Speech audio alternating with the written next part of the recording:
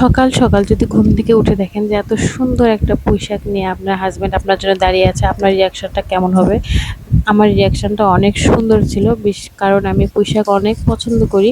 পুঁইশাক অনেকেই নাই পছন্দ করতে পারে, বাট আমার কাছে পুঁইশাক অনেক পছন্দের। পুঁইশাক অনেকভাবে রান্না করা যায়, বাট আমি এভাবে সচরাচর ট্রাই করি। এভাবে ট্রাই করে দেখবেন, এভাবে ট্রাই করলে দেখবেন যে যারা খায় না তারাও অনায়াসে খেয়ে নিচ্ছে।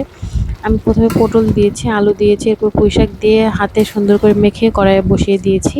এভাবে ট্রাই করে দেখবেন। আমার হাজব্যান্ড তো আগে একটু পুঁইশাক খেত না, এখন আলহামদুলিল্লাহ একটু একটু করে খায়।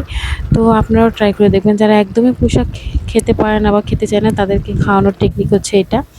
আর কেন জানি না আমার পুঁইশাক অনেক পছন্দের থাকে না, অনেকের হয়তো দেখা যায় যে কোনো একটা জিনিস পছন্দ, মাছ মাংস থাকলেও তার কাছে সেটার থেকে সেই খাবারটাই ভালো লাগে। আমারও ঠিক সেম অবস্থা।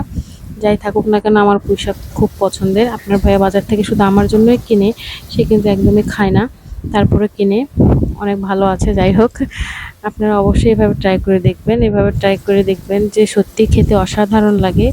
আর ট্রাই করে অবশ্যই জানাবেন কেমন হয়েছিল আপনাদেরটা। ধন্যবাদ।